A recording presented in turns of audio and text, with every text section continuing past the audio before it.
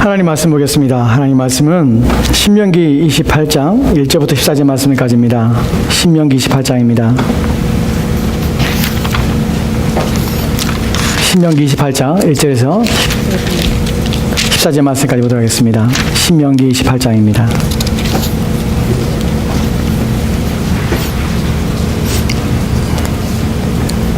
신명기 28장 1절에서 14절 말씀까지 찾으신 자 우리 한 절씩 우리 교도하도록 합시다.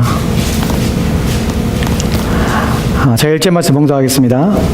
내가 내 하나님 여호와의 말씀을 삼가 듣고 내가 오늘 내게 명령하는 그의 모든 명령을 지켜 행하면 내 하나님 여호와께서 너를 세계 모든 민족 위에 뛰어나게 하실 것이라. 네가 내 하나님 여호와의 말씀을 순종하면 이 모든 복이 내게 임하며 내게 이르리니 성읍에서도 복을 받고 들에서도 복을 받을 것이며 내 몸의 자녀와 내 토지의 소산과 내 짐승의 새끼와 소와 양의 새끼가 복을 받을 것이며 내 광주리와 떡반죽 그릇이 복을 받을 것이며 내가 들어와도 복을 받고 나가도 복을 받을 것이며 여호와께서 너를 대적하기 위해 일어난 적군들을 내 앞에서 패하게 하시리라. 그들이 한 길로 너를 치러 들어왔으나 내 앞에서 7길로 도망하리라. 여호와께서 명령하사 내 창고와 내 손으로 하는 모든 일에 복을 내리시고 내 하나님 여호와께서 내게 주시는 땅에서 내게 복을 주실 것이며 여호와께서 내게 명령하신 대로 너를 세워 자기의 성민이 되게 하시리니 이는 내가 내 하나님 여호와의 명령을 지켜 그 길로 행할 것임이니라. 땅의 모든 백성이 여호와의 이름이 너를 위하여 힘줄 것을 보고 너를 두려워하니라.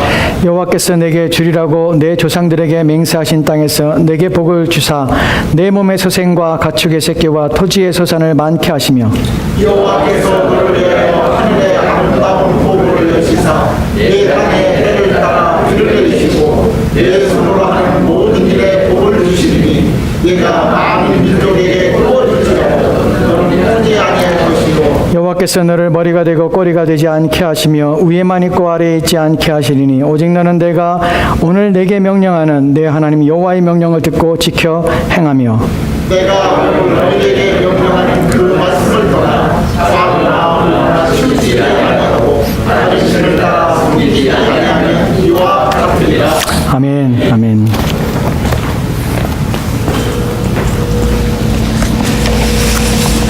이번 주에는 복 주신 하나님에 대하여, 다음 주에는 28편 신명기 28편 그 나머지 뒤에 나오는 저주에 대하여 저주하신 하나님에 대하여 두 번에 걸쳐 살펴보려고 합니다.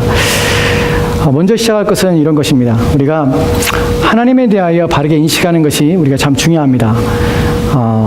하나님에 대하여 우리의 생각이 한편으로 기울어지거나 하면 이제 문제가 발생하게 되어 신앙이 바르지 않게 됩니다.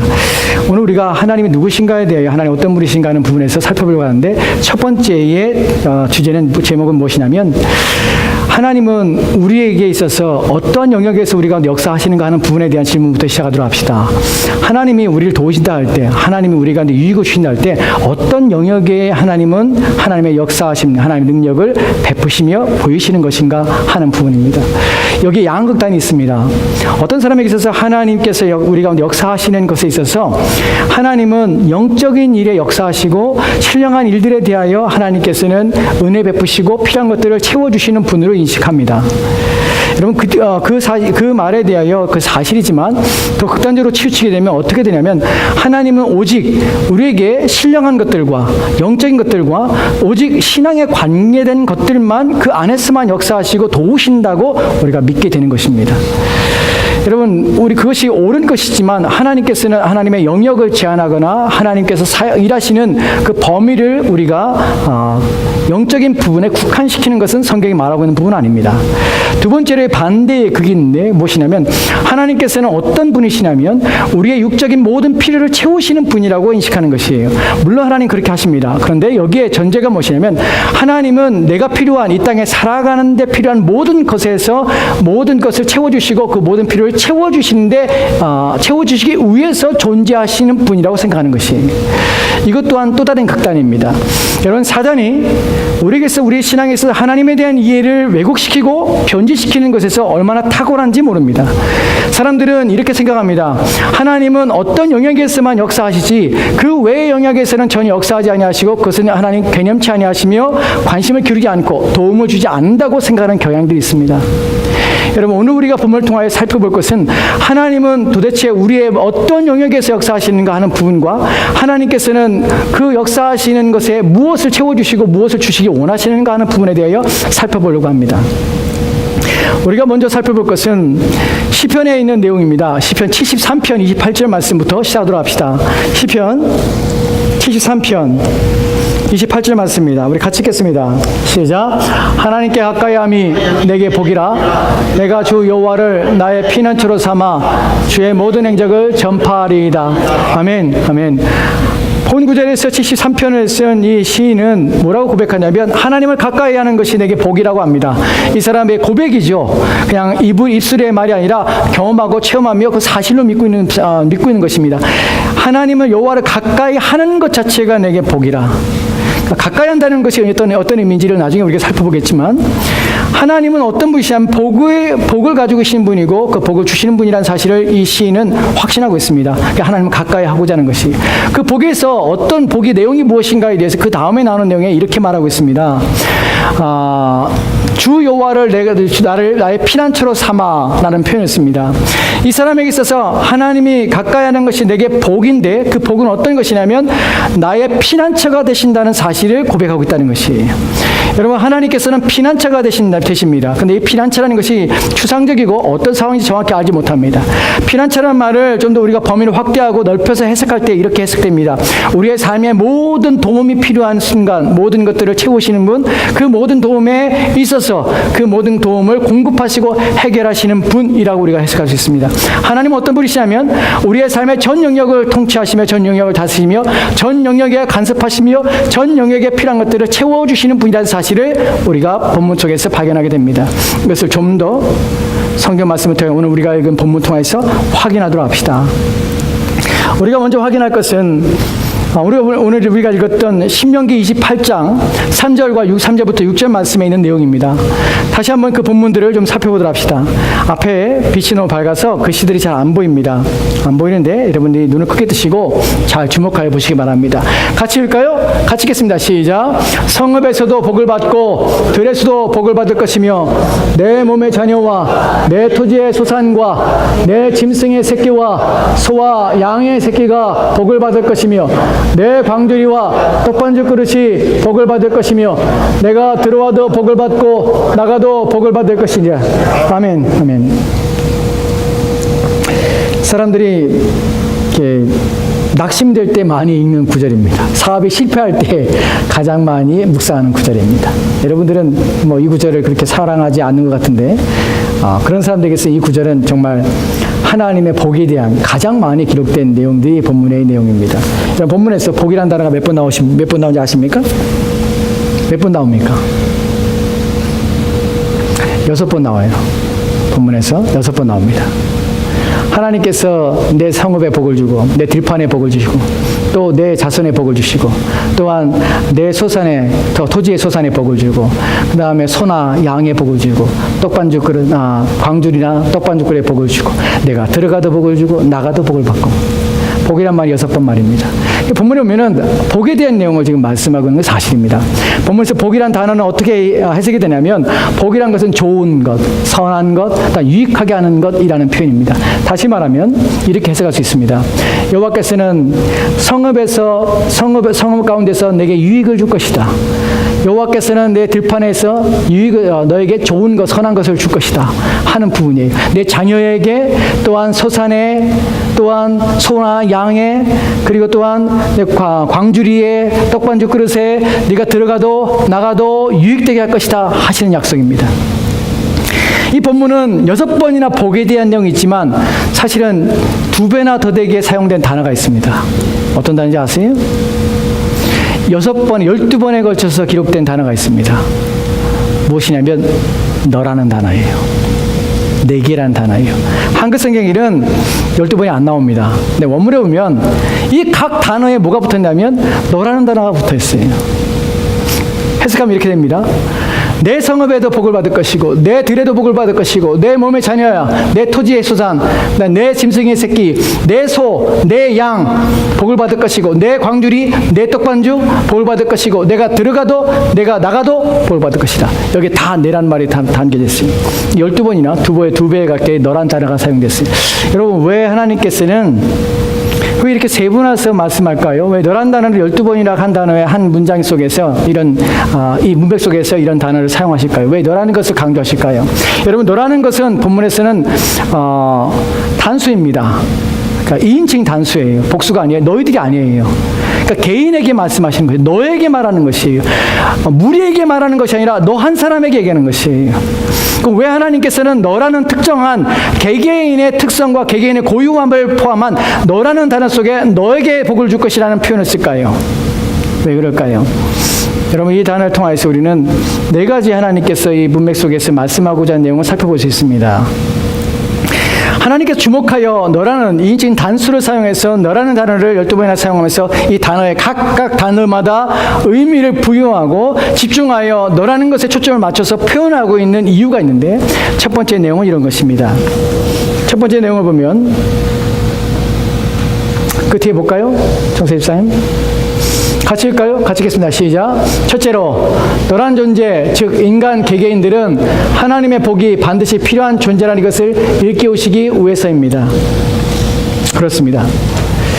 너라는 것을 12번이나 사용해서 표현하는 이유가 있습니다. 그것은 단순히 그냥 의도적으로 그냥 일부러 그냥 아무 의미 없이 그런 것이 아니라 우리 개개인의 무리를 지어서 너에게 복을 줄 것이다. 아니면 하나님께서 내가 모든 복을 너에게 줄 것이라는 표현을 쓰지 않고 각각의 내용들에 따라서 모든 내용의 소유와 모든 내용의 관계 속에서 너라는 단어를 표현하고 있는 것은 너라는 존재는 어떤 존재냐면 나의 복을 반드시 필요로 하는 존재라는 사실을 말씀하고 있는 것이에요.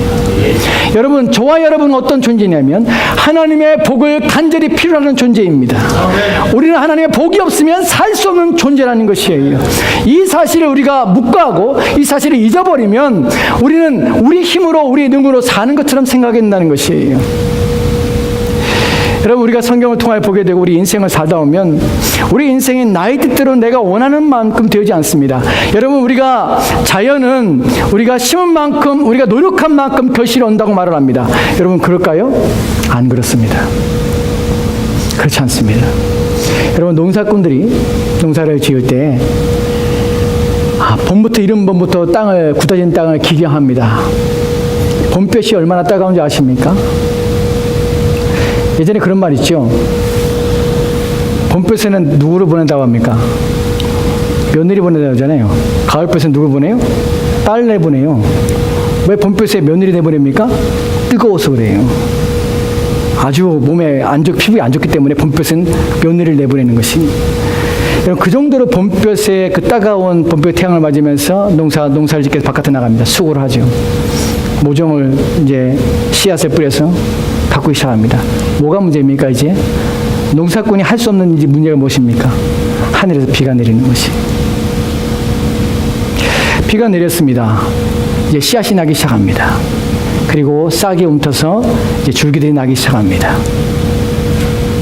여러분 긴 여름 동안에 땡볕에 이 줄기가 건강하기 위해서는 무엇이 필요합니까? 시기에 따른 비가 필요합니다.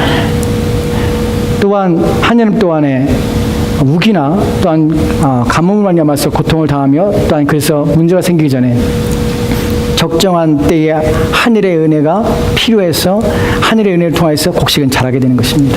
여러분 가을에 농사를 다 지었습니다. 다 졌고 이제 추수 때를 얼마 남았는데 태풍이 와서 다 쓸어가는 것들을 우리는 얼마나 많이 봅니까? 저희 아버지도 그렇게 농사를 열심히 한 해 동안 열심히 짓고 마지막 추수할 때 한 번에 모든 것들을 다 잃어버리는 그런 일들도 경험하게 됩니다. 그래서 그때마다 느끼는 것이 사람의 힘으로 되는 것이 아니구나 하는 것들을 느끼게 돼요.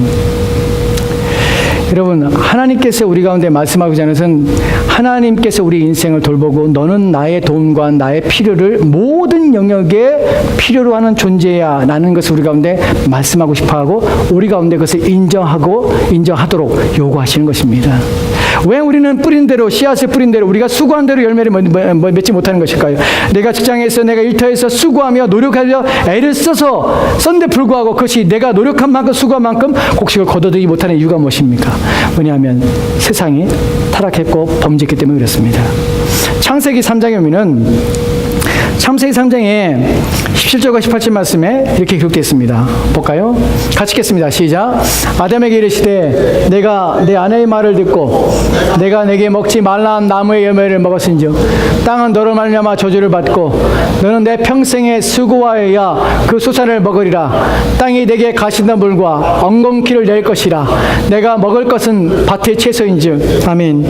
본문에 보면 인간의 타락을 말미암아서 땅이 저주를 받습니다. 그 땅은 이제 우리가 수고한 것에 대한 대가를 제대로 지불하지 않게 되었습니다. 엉겅퀴가 나고 또한 가시가 나서 이제 더 이상 인간은 땅에서 자신의 애쓰며 수고한 대가가 보상을 받지 못하는 상태로 저주받은 상태로 있는 것입니다. 여러분, 그것은 땅의 문제만 아닙니다. 우리가 이 땅을 살아가면서 우리 인생의 문제가 바로 그것입니다.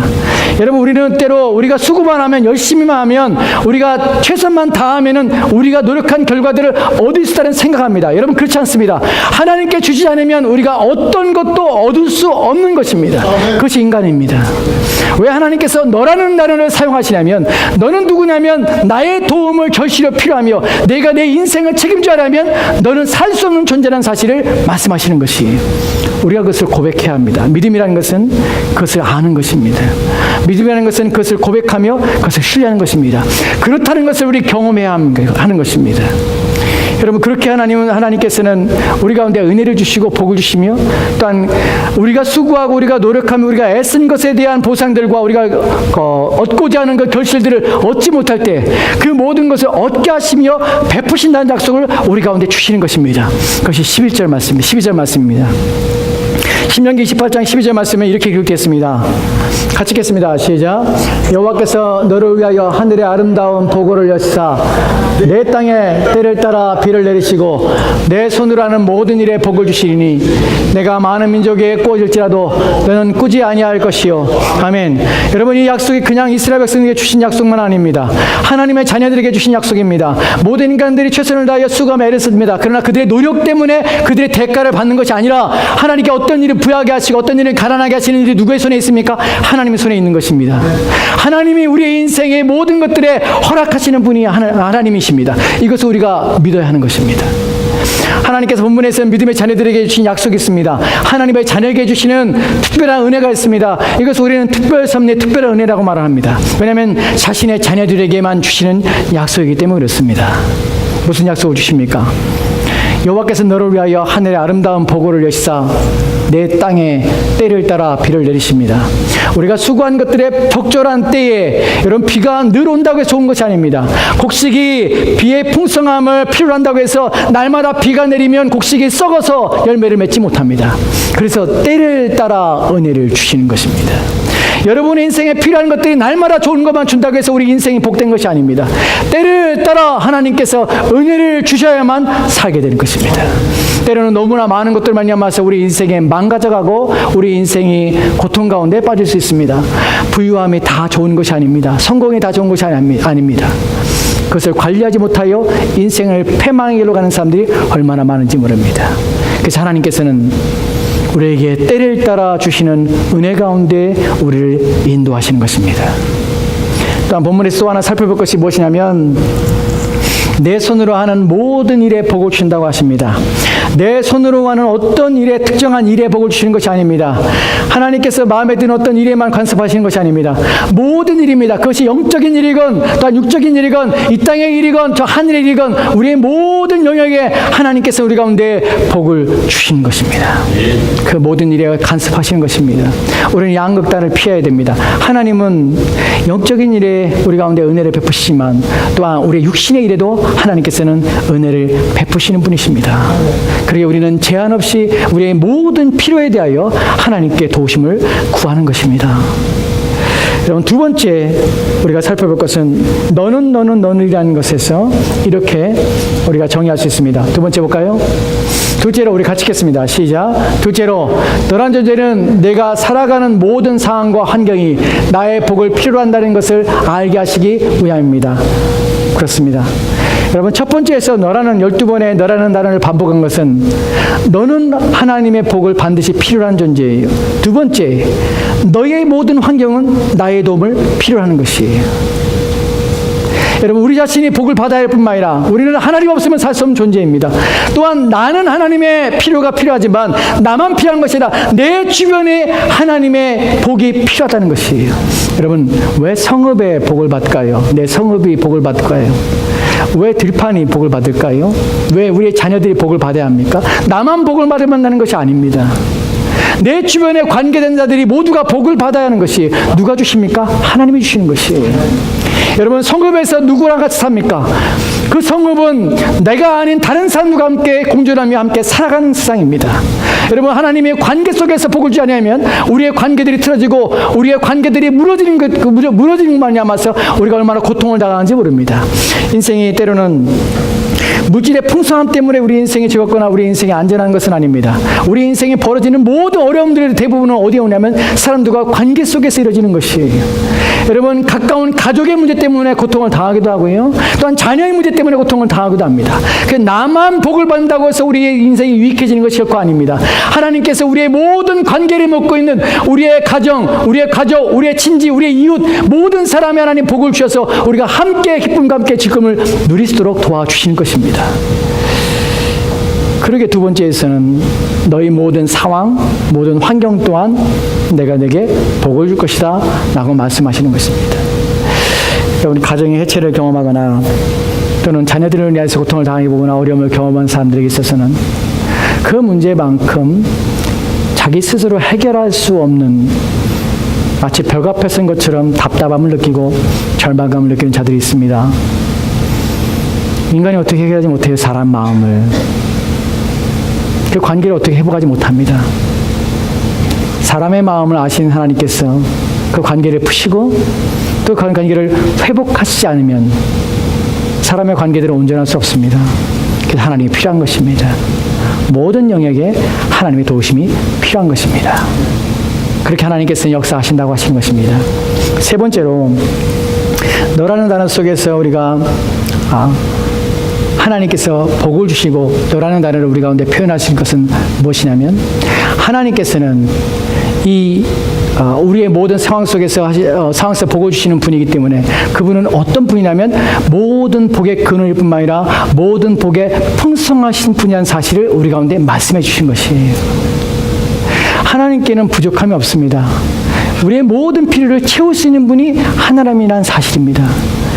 하나님은 복에 풍성하시기 때문에 우리가 그 풍성함을 끊임없이 우리한테 공급해 줄 수 있는 분이라는 사실입니다. 여러분, 하나님의 가지고 있는 특성 중에 하나님은 충만하신 분이에요. 모든 영역에 충만하시며 모든 면에서 부족함이 없으신 분이십니다. 그래야 우리의 모든 필요를 채우고도 남으실 수 있는 분이라는 사실입니다. 이것이 우리가 본문을 통하여 배우게 되는 하나님에 대한 또 다른 이해들입니다.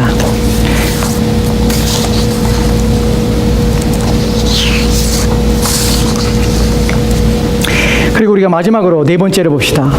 네 번째에서 우리가 하나님께 복을 받고 하나님께서 신명기 지금 우리가 읽었던 3절과 6절, 3절에서 6절 말씀의 내용들 속에서 우리가 발견한 너라는 단어 속에서 또한 복에 대한 내용 속에서 6번과 12번에 걸쳐서 우리 가운데 말씀한 내용에서 우리가 알게 되는 네 번째 마지막 내용은 무엇이냐면, 하나님께서는 우리 가운데 어떻게 복을 받고 어떠한 삶을 어떻게 너희들이 이러한 나의 그 풍족한 복을 받아 누릴 수 있는지에 대하여 하나님께서는 그 방법을 우리 가운데 제시하고 있다는 사실입니다.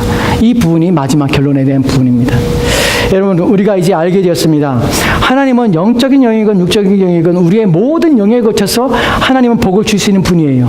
우리는 어떤 사람들입니까? 우리는 하나님의 복을 반드시 필요로 하는 존재들입니다. 왜냐하면 이 땅을 저주받아서 우리의 사는 모든 상황은 저주받아서 우리의 모든 관계는 어그러져서 우리는 우리가 수고하며 우리가 노력하는 것으로 살 수 없는 상황 속에 처해 있다는 것이에요.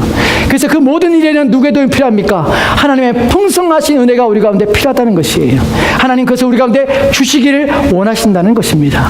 근데 문제는 그것을 우리가 어떻게 누리며 그 하나님의 복을 받을 수 있는 그 길이 무엇인가 하는 부분입니다. 이것 또한 하나님께 우리 가운데 말씀하고 있는 것입니다. 네 번째는 하나님께 어떻게 이 복을 받아들이며 이 복이 어떻게 우리 가운데 임하게 되고 우리 가운데 주어지게 되는가 하는 부분입니다. 우리가 아까 읽었던 첫 번째 읽었던 성경 구절에서 시편 73편 28절 말씀에 시인은 이것을 경험했기 때문에 뭐라고 말합니까? 여호와를 가까이함이 내게 복이라 라고 말씀하는 것입니다. 오늘 본문에서도 이와 같은 유사한 내용들을 우리가 보게 됩니다.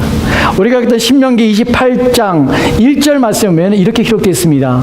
신명기 28장 1절 말씀 복에 대한 영화하면서 서론을 이렇게 시작합니다. 같이 읽을까요? 같이 읽겠습니다. 시작. 내가 내 하나님 여호와의 말씀을 삼가 듣고 내가 오늘 내게 명령하는 그의 모든 명령을 지켜 행하면 내 하나님 여호와께서 너를 세계 모든 민족 위에 뛰어나게 하실 것이라. 아멘. 본문은 내가 내 하나님 여호와의 말씀을 삼가 듣고 내가 오늘 내게 명령하는 그 모든 명령을 지켜 행하면 하는 것입니다. 여호와의 말씀은 삼가 듣고라는 표현을 씁니다. 여러분, 성경에서 한 단어도 의미 없이 또한 불필요하게 사용되는 구절은 없습니다. 여러분, 삼가라는 말은 듣는 것에 대한 어떠한 들음에 대한 방법입니다. 그 들음에 대한 어떤 주의를 주는 것입니다. 듣되 어떻게 들으냐면 삼가 들어야 되는 것이에요. 누구의 말씀을요? 하나님 말씀을 삼가 들어야 되는 것입니다. 왜 그냥 들으면 안 됩니까? 왜냐하면 우리는 한쪽으로 듣고 한쪽으로 흘려버릴 수 있으며 우리는 의미 없게 될 수 있기 때문에 그래요. 여러분, 사람의 관계 속에서 의사소통의 문제가 무엇이 벌어지냐면 사람들이 들을 때에 제대로 듣지 않는다는 것이에요. 우리의 모든 관계의 문제 속에서 사람들이 오해를 하게 하는 것이 뭐냐면 잘못 듣는 것이에요. 그 사람의 말하는 의도와 의중에 대하여 우리가 귀를 기울여 듣지 않으면 우리는 내가 듣고 싶은 대로 들을 뿐만 아니라 오해해야 듣는 것이 얼마나 많은지 모릅니다. 그리하여 말의 기술을 할 때에 말의 기술의 첫 번째로 드는 것이 가장 중요한 것이 무엇부터 시작하는지 아십니까? 언변을 만들기 위해서 좋은 단어들과 화려한 수사들을 배우는 것이 아니라 듣는 것이에요. 여러분, 이것이 대화의 어떤 말의 기술의 가장 중요한 부분입니다. 왜냐하면 잘 들어야 잘 이해하고 제대로 말할 수 있기 때문에 그래요. 우리는 근데 듣는 부분에서 약합니다. 모든 인간들은 듣는 부분에서 자기 중심적으로 들어요. 하나님 말씀들을 자기 중심적으로 들어요. 그래서 오늘 말씀에 주님께서는 우리 가운데 너희가 하나님 말씀을 들을 때 내 말을 들을 때에 너희는 그냥 너의 마음대로 해석하거나 네 생각으로 듣지 말고 삼가 들으라고 말씀하시는 것입니다. 여러분, 본문에서 삼가라는 것은 주의를 기울인다는 의미입니다. 하지만 주의를 기울인다는 의미가 아니라 이 본문은 더 큰 의미를 가지고 있습니다. 이 단어는 더 큰 의미를 가지고 있습니다. 이것은 순종하겠다는 마음, 자세를 가지고 그 말씀을 듣는 것입니다. 말씀을 들을 때 그 말씀에 내가 복종하겠다는 의도를 가지고 의지를 가지고 듣는 것을 삼가 듣다는 말입니다.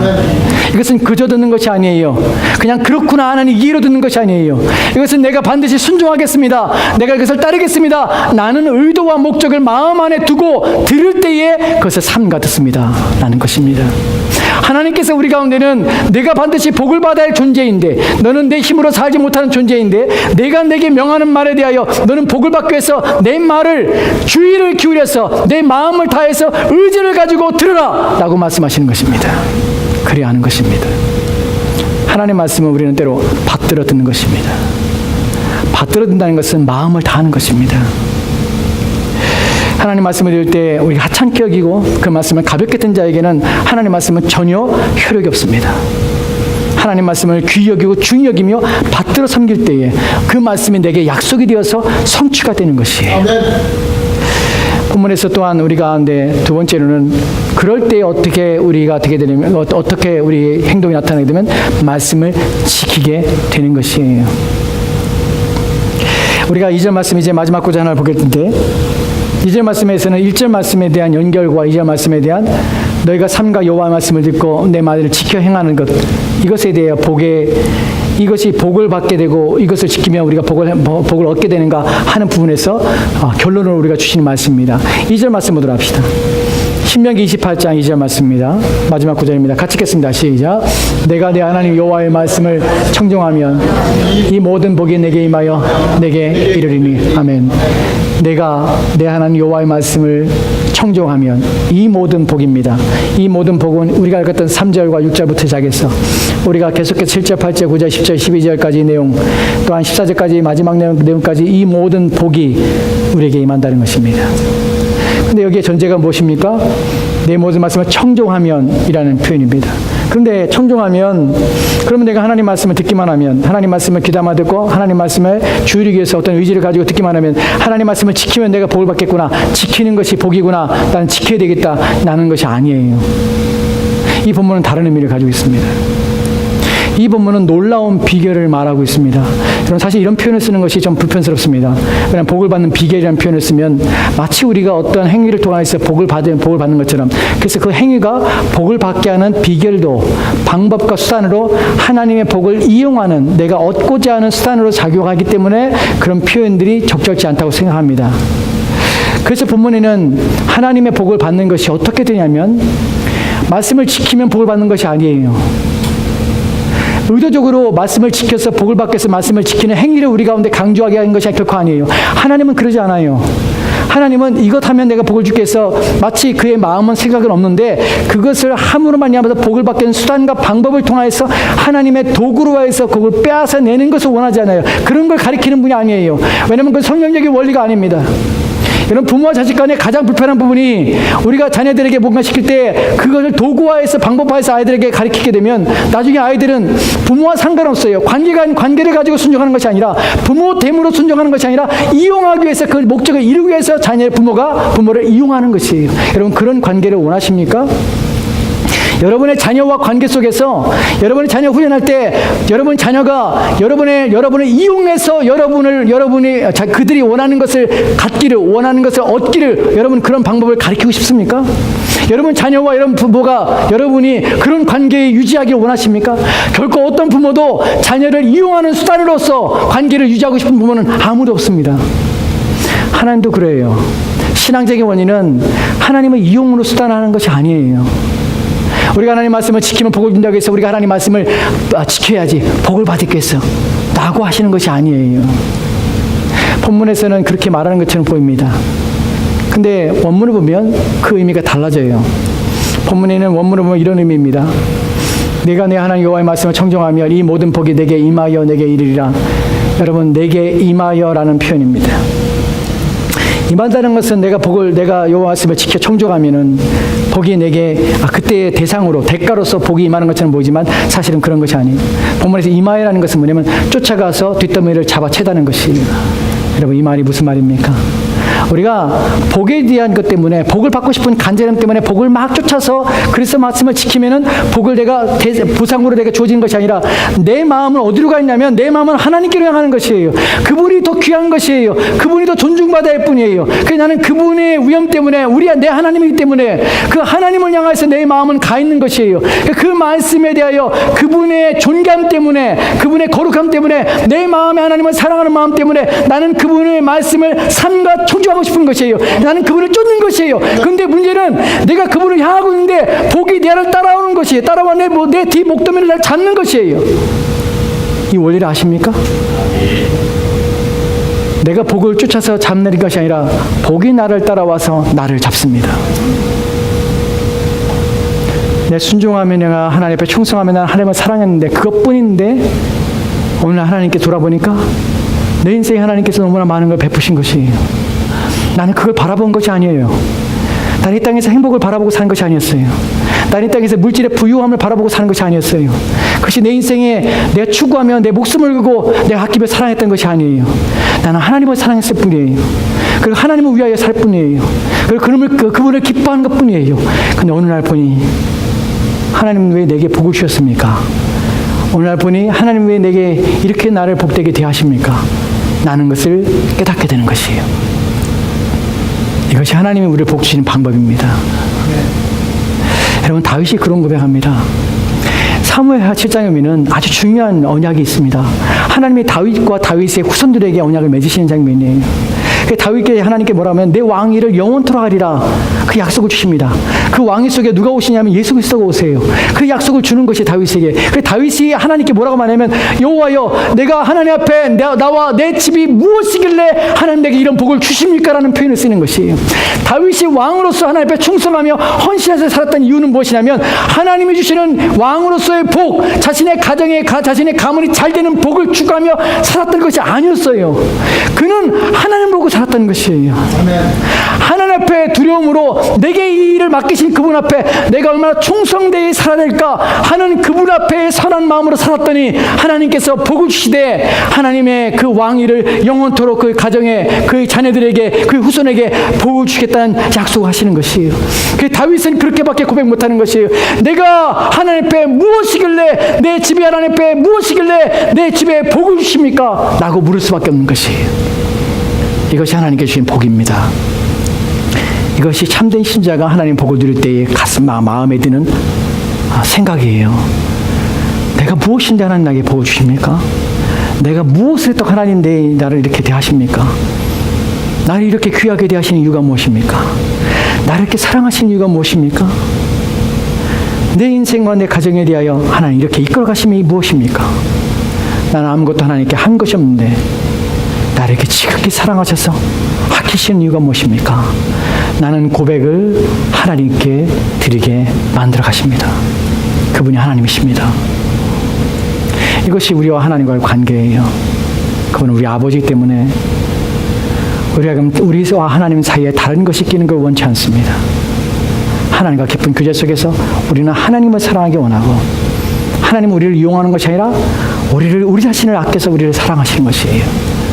우리의 모든 것들은 하나님의 사랑으로 충만하게 하고 그로 말미암아서 그 사랑의 충만함이 우리의 모든 필요를 하나님으로부터 공급받아서 우리의 어떤 행위 때문이 아니라 그분의 한량없는 그분의 이 값없는 은혜와 사랑 때문에 우리 삶의 필요를 채워주시는 것이에요. 이것이 하나님과 우리의 관계입니다. 여러분, 하나님은 복을 주시는 분이십니다. 그의 자녀들에게 복을 주시는 분입니다. 우리가 하나님을 대하는 방법은 우리가 어떤 수단과 방법을 통하여서 그것을 얻기 위한 방식으로 하나님의 법을 순종하거나 하나님을 사랑하는 것은 결코 아닙니다. 그것은 하나님이 가증히 여기시는 것입니다. 하나님 멸시하는 것입니다. 하나님은 우리의 관계 속에서 우리를 아버지로 대하시며 우리를 자녀로 대하시는데 우리는 하나님을 도구하며 수단하는 것이기 때문에 하나님은 가증히 여기십니다. 우리의 마음에 누굴 두어야 되냐면 하나님만 두신 것이에요. 그리고 하나님만 추구하는 것이에요. 그리하면 하나님께서는 우리에게 복이 우리를 미쳐서 우리를 뒤따라서 우리의 뒷덜미를 잡아 그 복이 우리의 인생 가운데 들어오게 하시는 것입니다. 이것이 하나님 복을 주시는 방법입니다. 부디 하나님의 이러한 복이 여러분의 영혼과 여러분의 육신의 모든 삶에 풍성하시기를 부탁드립니다. 기도합시다. 하나님,